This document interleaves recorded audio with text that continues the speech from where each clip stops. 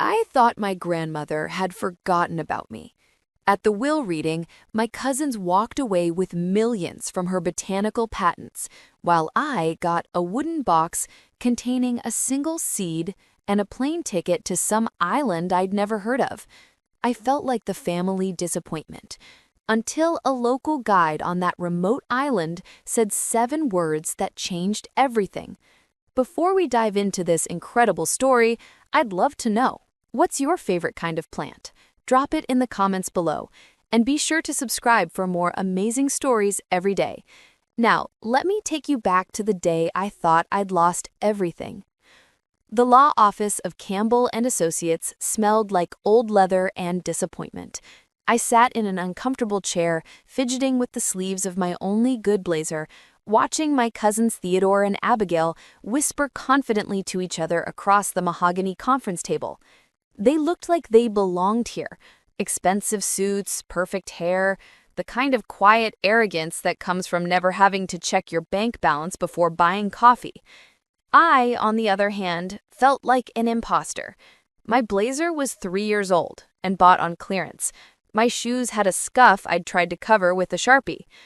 I worked at the Seattle Aquarium, making barely enough to cover my student loans and rent on a studio apartment that was generous to call cozy. "Thank you all for coming," said Mr. Campbell, adjusting his wire-rimmed glasses as he opened a thick folder. "We're here for the reading of Dr. Louisa Griffin's last will and testament." My grandmother. Even her name sounded important when he said it like that. Dr. Louisa Griffin, renowned botanist, holder of 17 patents for plant-based medicines, author of 3 groundbreaking books on rare flora. She'd spent her life traveling to remote corners of the world, discovering plants that could cure diseases, developing treatments that had helped millions of people. And I'd barely known her. Growing up, Grandma Louisa was more legend than family member. She'd appear at Christmas with exotic gifts and stories about rainforests and mountain expeditions, then disappear again for months at a time. My cousin's parents, her other children, had followed her into the business world, turning her discoveries into profitable pharmaceutical companies. My mother had been the black sheep, choosing to become a high school biology teacher instead of chasing patents and profits.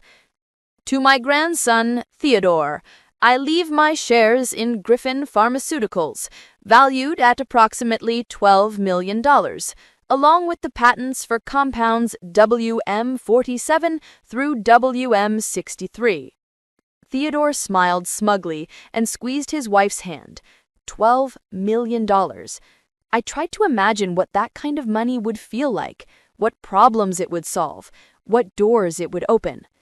"To my granddaughter, Abigail, I leave my shares in Griffin Biotech, valued at approximately $15 million, along with the patents for compounds WM64 through WM81. Abigail actually clapped her hands together softly, like she was at a golf tournament. 15 million. Between the two of them, they'd just inherited enough money to buy small countries. I waited for my name, my heart pounding with a mixture of hope and dread. Maybe there was something left. Maybe Grandma Louisa had remembered the granddaughter who'd actually studied biology, who'd chosen science over business, who'd spent her career trying to protect marine life instead of exploit it. "And finally," he said, looking directly at me, "to my granddaughter, Joy, I leave the contents of Safety Deposit Box 247 at First National Bank." That was it. No dollar amount, no description, just a safety deposit box? Theodore and Abigail exchanged glances that managed to be both sympathetic and condescending.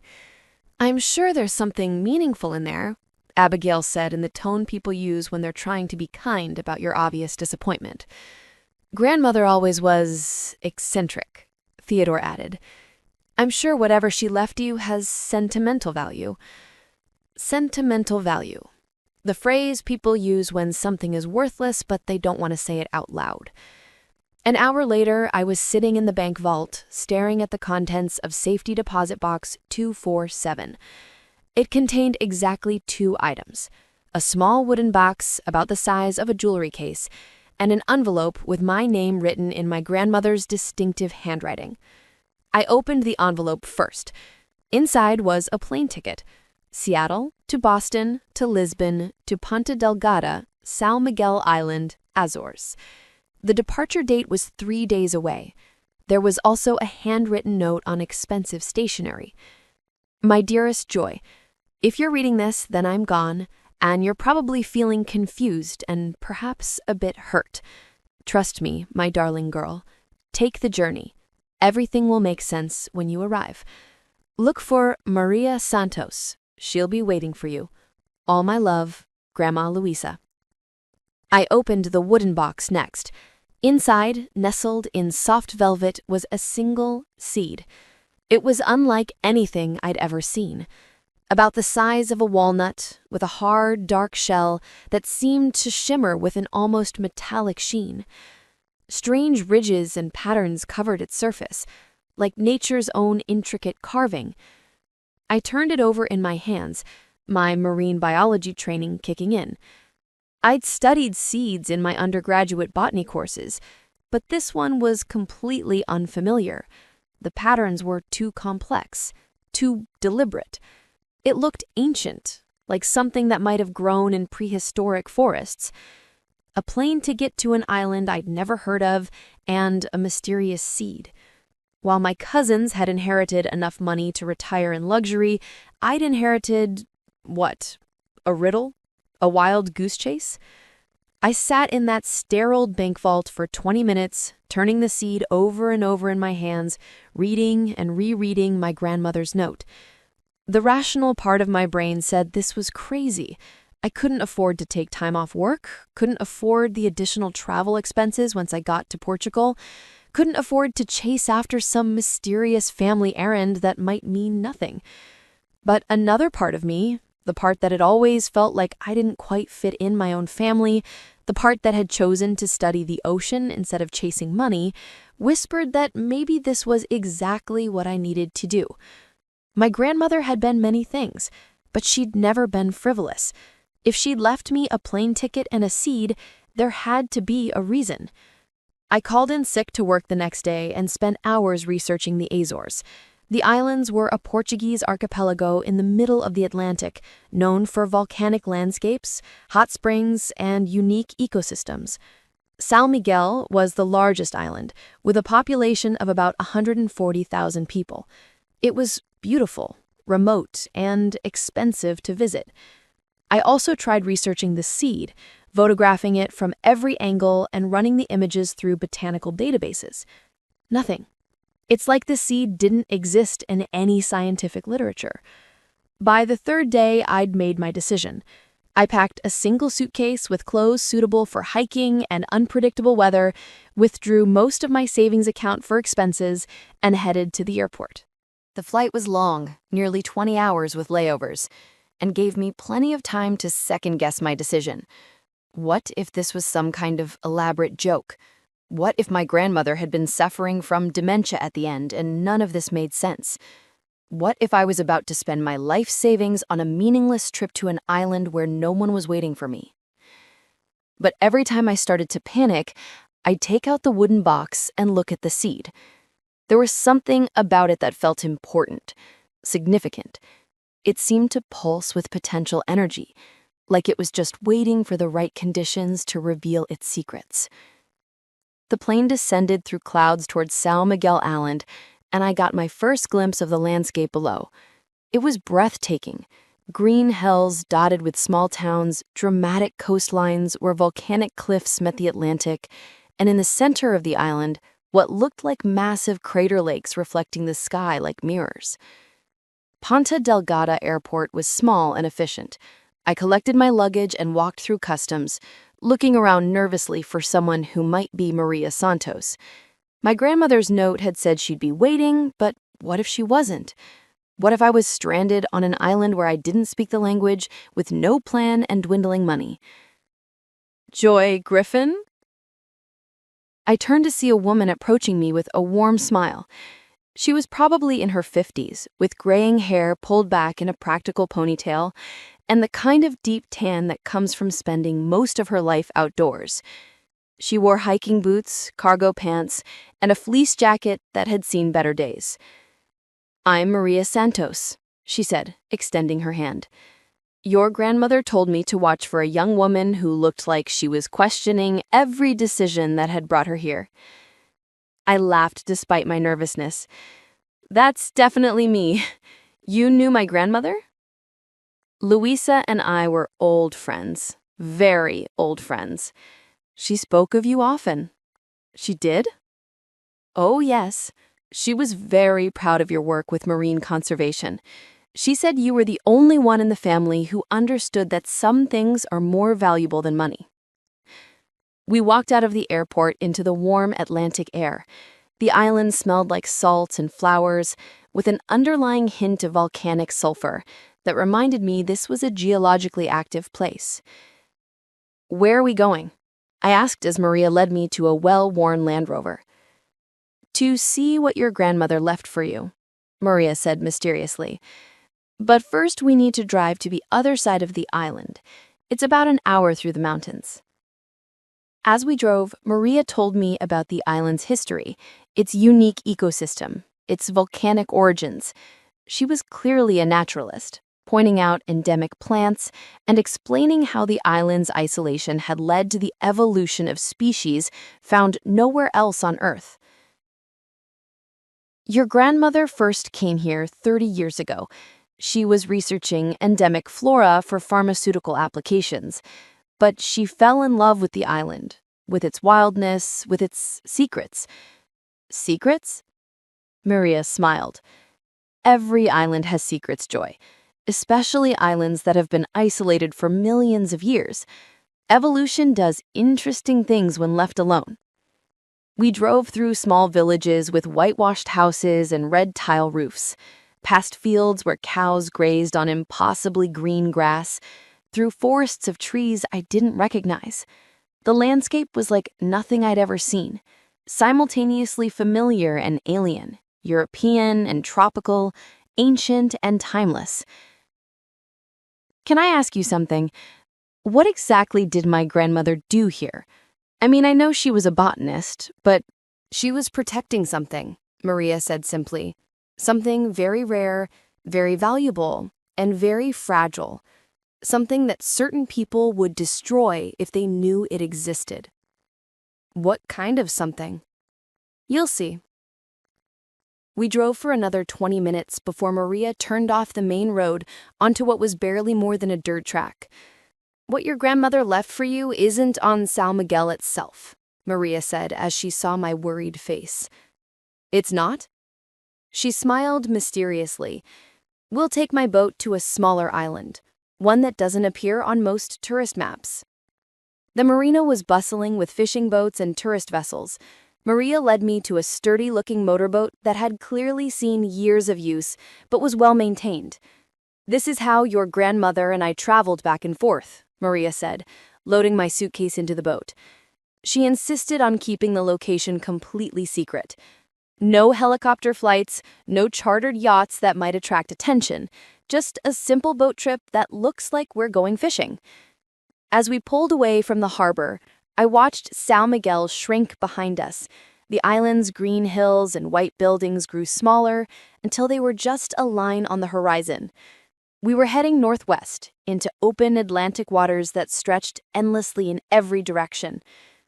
"How far is it?" I asked, gripping the side of the boat as we bounced over the waves. "About 40 minutes. Maria called over the engine noise. "The island is officially called Ilha de Esperanza, Hope Islet. It's been uninhabited for over a century." The boat ride gave me time to think about how isolated we were becoming. This wasn't just a trip to a remote location. This was a journey to a place that existed outside the normal world, a secret that had been hidden in plain sight for 30 years. Hope Islet rose from the ocean like a green jewel, its cliffs dramatic and forbidding, its interior hidden by dense forest. There was no beach, no obvious landing spot, no sign that humans had ever set foot there. How do we get ashore? I asked. Very carefully, Maria said, steering toward what looked like a narrow gap in the cliffs. Your grandmother had a small dock built in a hidden cove. It's the only way onto the island. The cove, when we reached it, was like something from a fairy tale. High walls of volcanic rock created a natural harbor, completely invisible from the open ocean. A simple wooden dock extended into the crystal clear water, and a narrow path wound up through the rocks toward the forest above. Welcome to your island, Joy, Maria said as she tied off the boat. Welcome to the last grove. From here, we walk, Maria said, shouldering her backpack. The path beyond the stone wall was narrow and winding, leading through vegetation that grew thicker and more exotic with every step. The air itself felt different here, more humid, more alive, charged with an energy I couldn't identify. Birds called from the canopy above us, but they didn't sound like any birds I knew. The very light seemed greener, filtered through weaves that were too large, too glossy, too perfect. Maria, I said, stopping on the path, what is this place? This, she said, turning to face me with an expression that was part excitement, part reverence. This is what your grandmother discovered 30 years ago. This is what she spent her fortune protecting. This is why she brought you here. We walked for another 10 minutes before the path opened into a clearing, and I saw something that made me forget how to breathe. It was a forest, but unlike any forest I'd ever seen or studied. The trees were massive, easily 100 feet tall, with trunks that seemed to glow with an inner light. Their bark was smooth and silver, almost metallic, and their leaves were the deep green of emeralds. The canopy above us filtered the sunlight into patterns that danced and shifted like living things. But it wasn't just the beauty that took my breath away. It was the sense of age, of ancientness, of something that had existed long before humans walked the earth. These trees felt prehistoric, primordial, like survivors from a world that had vanished millions of years ago. My God, I whispered. What are they? Dracena asorensis, Maria said softly. Dragon trees, but not like any dragon trees that exist anywhere else in the world. These are the original species, the ancestors of all other dragon trees. They've been growing here for over 10 million years. I walked deeper into the grove, my hands trailing along the smooth bark of the nearest tree. It was warm to the touch, almost alive in a way that went beyond normal plant life. The air around the trees hummed with energy, and I could swear I felt something like a pulse beneath my fingertips. They're incredible, I said. But why are they secret? Why isn't this a protected park, a UNESCO site? Maria's expression darkened. Because these trees produce something that pharmaceutical companies would kill for, literally. She led me to the base of the largest tree, where the massive trunk flared out into buttress roots that created natural alcoves. In one of these alcoves, I could see where someone had carefully collected a small amount of resin, a golden, amber-like substance that seemed to glow with its own light. The resin from these trees, Maria explained, contains compounds that don't exist anywhere else on Earth. Your grandmother spent 20 years studying them. They have properties that could revolutionize medicine, cancer treatment, neurological disorders, aging itself. I felt a chill run down my spine. That's why she kept this place secret. Exactly. If the pharmaceutical industry knew about this grove, they'd strip mine it within a year. They'd cut down trees that have been growing for millennia, destroy an ecosystem that can never be replaced, all for profit. I pulled the wooden box from my backpack and opened it, showing Maria the seed my grandmother had left me. Is this a seed from these trees? Maria confirmed. But not just any seed. That's a seed from the mother tree, the oldest and largest tree in the grove. Seeds from the mother tree are incredibly rare. The tree only produces them once every 7 years, and only a few at a time. I looked at the seed with new understanding. This wasn't just a mysterious inheritance. It was a piece of something irreplaceable, something that connected me to millions of years of evolution. But why did she leave it to me? Why not to Theodore or Abigail? They have the business experience, the connections, the money to protect something like this. Maria smiled, and for the first time since I'd met her, she looked truly happy. Because they would have sold it. They would have seen dollar signs instead of dragon trees. They would have turned this into a commodity instead of protecting it as a treasure. She gestured for me to follow her deeper into the grove, where the trees grew even larger and more magnificent.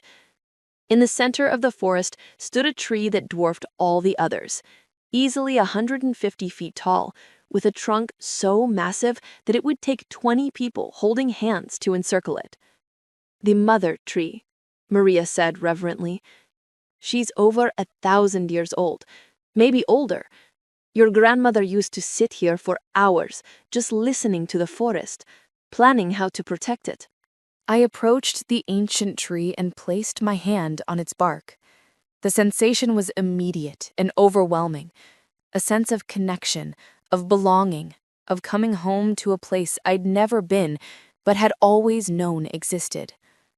"Maria," I said, my voice barely above a whisper, "who owns this land? Who's been protecting it?" Maria turned to face me, and her smile was radiant. "She left the entire island to you." The words hit me like a physical blow. I staggered backward, certain I'd misheard. "What did you say?" "Your grandmother didn't just discover this grove, Joy. She bought it. She bought the entire island, piece by piece, over 30 years. She used every penny she made from her patents, every dollar from her pharmaceutical companies to purchase land and create a private nature preserve." I felt dizzy, like the ground was shifting beneath my feet.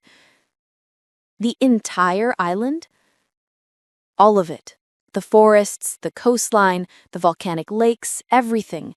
She's been the legal owner for 15 years, but she kept it secret, protected the ecosystem from development and exploitation." I sank down onto one of the mother tree's massive roots, my mind reeling. "But that's impossible. An entire island would be worth—" "Hundreds of millions of dollars," Maria finished. "Your grandmother was far wealthier than anyone in your family realized. The patents she held weren't just valuable, they were revolutionary. She licensed them to pharmaceutical companies for enormous sums, then used that money to buy and protect places like this all over the world." I thought about the will reading, about Theodore and Abigail's smug satisfaction with their inheritances. 12 and 15 million seemed like unimaginable wealth, but they were nothing compared to what I was hearing. Why didn't she tell anyone? Why keep it secret? Because the moment word got out that she owned an island with trees like these, every pharmaceutical company in the world would have come after her.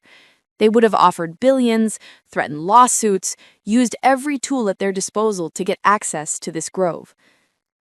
I sank down beside me on the root, her expression serious. "Your grandmother spent the last 30 years of her life playing a very dangerous game, Joy. She was protecting something that could change the world, but only if it remained protected. The compounds in these trees could cure diseases, extend human life, revolutionize medicine, but only if the trees survive to produce them sustainably." I looked around the grove with new eyes. Every tree represented millions of years of evolution, irreplaceable genetic information, potential cures for diseases that hadn't even been discovered yet. And my grandmother had trusted me, the family disappointment who worked at an aquarium, to protect it all. "I don't understand. Why me? I'm nobody. I don't have business experience. I don't have connections in the pharmaceutical industry. I don't even have money." "That's exactly why she chose you, Joy. Because you understand that some things are more valuable than money. Because you've dedicated your life to protecting marine ecosystems instead of exploiting them. Because you see the ocean as something to preserve, not something to profit from." She pulled a thick envelope from her backpack and handed it to me. "Your grandmother left this for you to read when you were ready." With trembling hands, I opened the envelope and unfolded several pages of my grandmother's handwriting. "My dearest Joy, if you're reading this, then you've found the grove and Maria has told you the truth about your inheritance. I imagine you're feeling overwhelmed, perhaps frightened, certainly confused about why I've placed such an enormous responsibility on your shoulders. Let me tell you a story about a young woman who graduated with a degree in botany 50 years ago, full of dreams about discovering new species and helping humanity. That young woman, me, spent the first 20 years of her career focused on profit, on patents, on turning nature's secrets into commercial success. I was good at it. Perhaps too good. I made millions from plants that indigenous peoples had known about for centuries, and I told myself I was helping humanity while I lined my own pockets. It wasn't until I came to this island 30 years ago that I understood what I'd been doing wrong. I found this grove by accident, following rumors of unusual flora in the island's interior. When I saw these trees, when I understood what they represented, I realized that some discoveries are too important to commercialize. These dragon trees are living libraries, Joy. Their genetic code contains information that could help humanity in ways we can't even imagine yet. But that information is only valuable if the trees survive to share it. If we cut them down for immediate profit, we lose millions of years of evolutionary wisdom forever. I've spent 3 decades protecting this place, buying land piece by piece, creating a legal framework that will preserve it long after I'm gone. But legal frameworks aren't enough.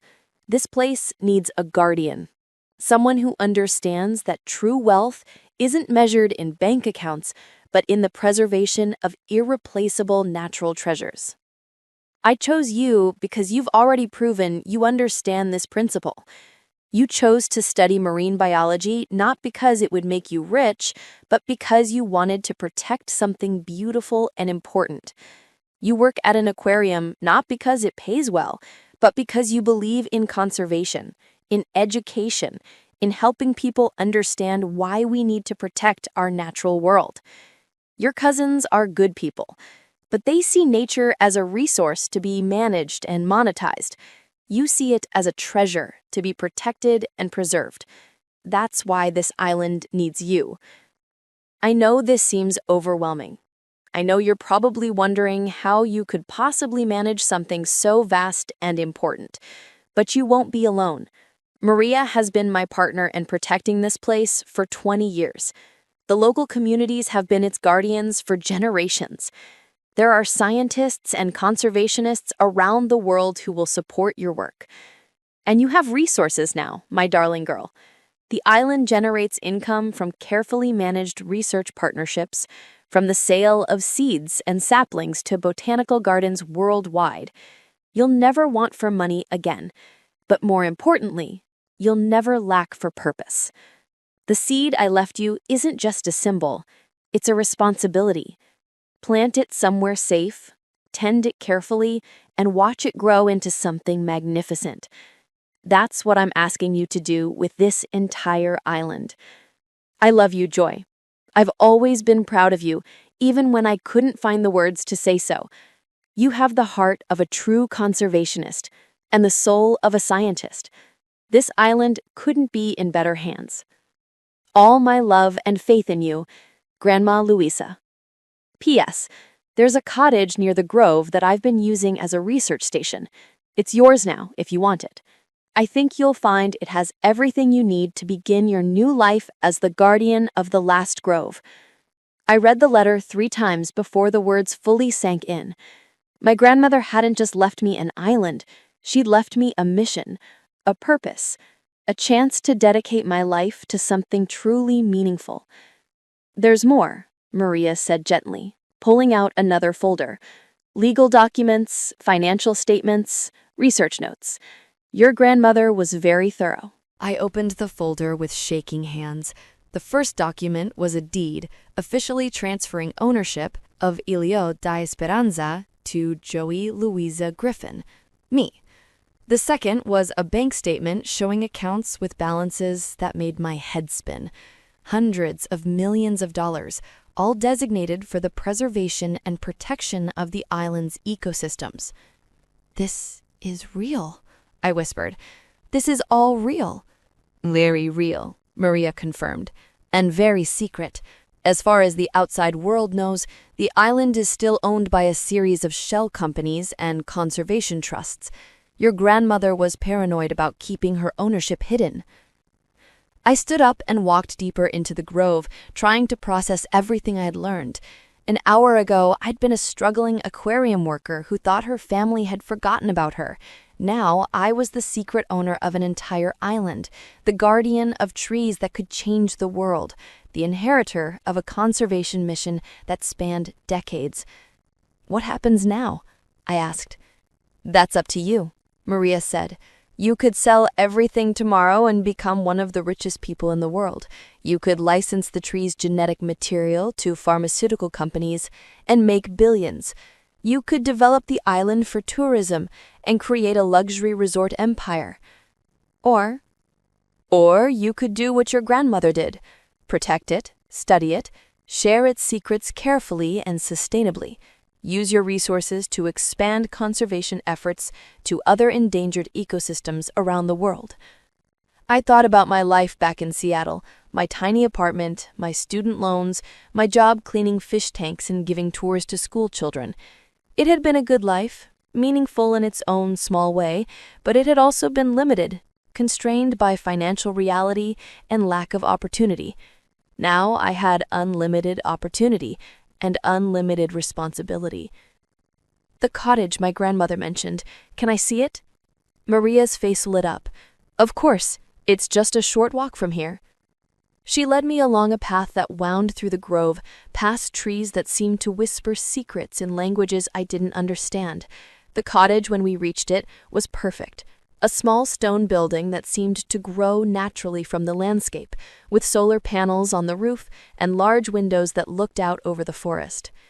Inside, it was a scientist's dream. The main room was part library, part laboratory, with shelves full of research journals and equipment for studying plant genetics. There was a comfortable bedroom, a modern kitchen, and a study lined with my grandmother's notebooks and research.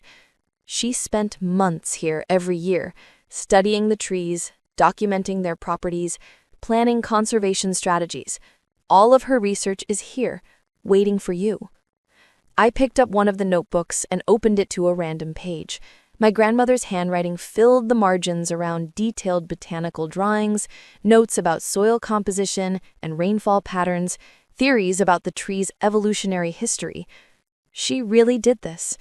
I said, more to myself than Maria. She really spent 30 years protecting this place. "And now it's your turn," Maria said softly. I walked to the window and looked out at the grove, at the ancient trees that had survived ice ages and volcanic eruptions, that had evolved in isolation for millions of years, that held secrets that could benefit all of humanity if properly protected and studied. My phone buzzed with a text message, probably my supervisor at the aquarium, wondering where I was, when I'd be back to work. The thought of returning to my old life, of pretending this had never happened, seemed impossible now. "Maria," I said, turning away from the window, "I need to ask you something important. Anything. Will you help me? Will you teach me what I need to know to do this right?" Her smile was radiant. "Joy, your grandmother and I always hoped that someday someone would come along who could take this work to the next level, who could expand it beyond just this island." "What do you mean?" "Your grandmother owned more than just this island. She had conservation projects on 6 continents, protected forests in the Amazon, marine sanctuaries in the Pacific, research stations in places most people have never heard of.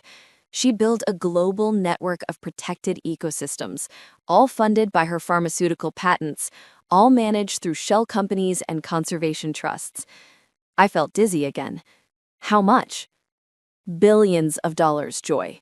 Hundreds of thousands of acres of protected land, research partnerships with universities around the world. Your grandmother wasn't just a botanist, she was a conservationist, and she did it all in secret. I sank into one of the cottage's comfortable chairs, overwhelmed by the scope of what I'd inherited. I don't know if I can do this. I don't know if I'm smart enough, strong enough, experienced enough. Your grandmother felt the same way when she started, Maria said, sitting across from me. But she learned and she grew into the role, and you have something she didn't have when she began. What's that? You have her 30 years of work to build on. You have established systems, trusted partners, proven strategies. You don't have to start from scratch, you just have to continue what she began.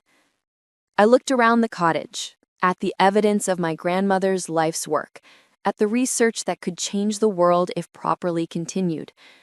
Outside the window, the grove stood silent and ancient, waiting for its new guardian to make a choice. There's something else, Maria said, pulling out one final envelope. Your grandmother recorded a video message for you.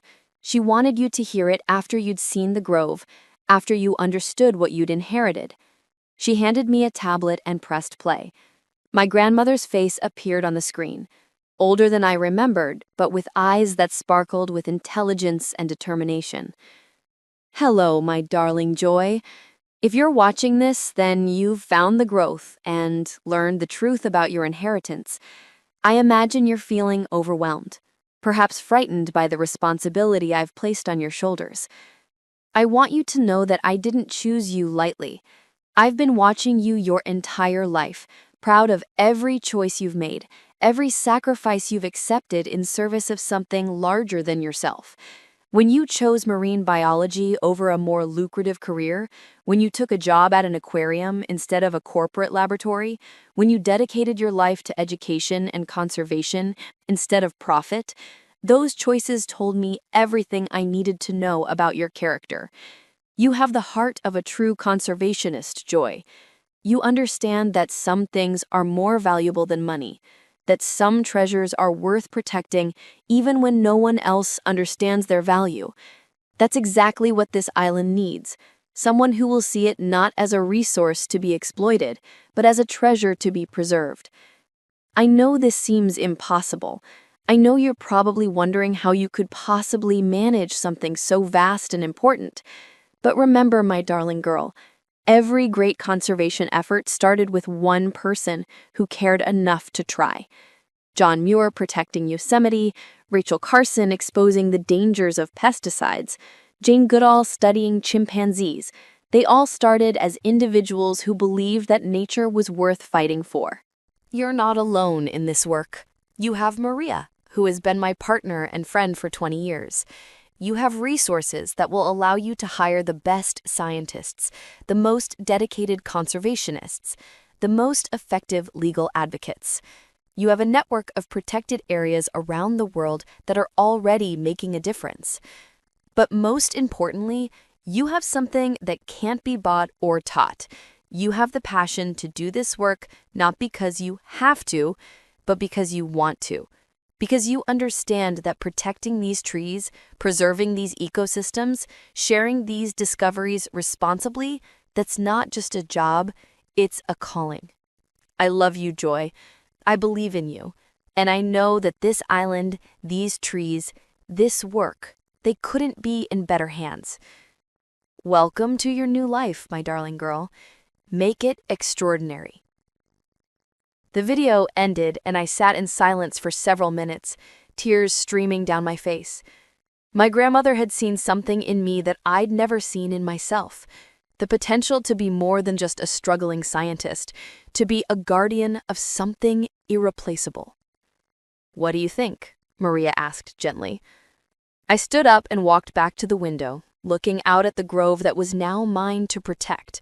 The mother tree stood in the center of the forest like an ancient sentinel, its silver bark gleaming in the afternoon sunlight. Birds I couldn't identify called from the canopy, and the air itself seemed to pulse with life and possibility. I think, I said slowly, Then I need to call my supervisor and quit my job." Maria laughed. "Is that a yes?" I turned to face her, feeling something I hadn't felt in years. A sense of purpose, of belonging, of being exactly where I was meant to be. "That's a yes," I said firmly. "I'm going to do this. I'm going to protect this place, continue my grandmother's work, and try to be worthy of the trust she placed in me." "Then welcome home, Joy. Welcome to the rest of your life." 6 months later, I was standing in the same grove, but everything had changed. I'd moved permanently to the island, transforming the cottage into my home and research base.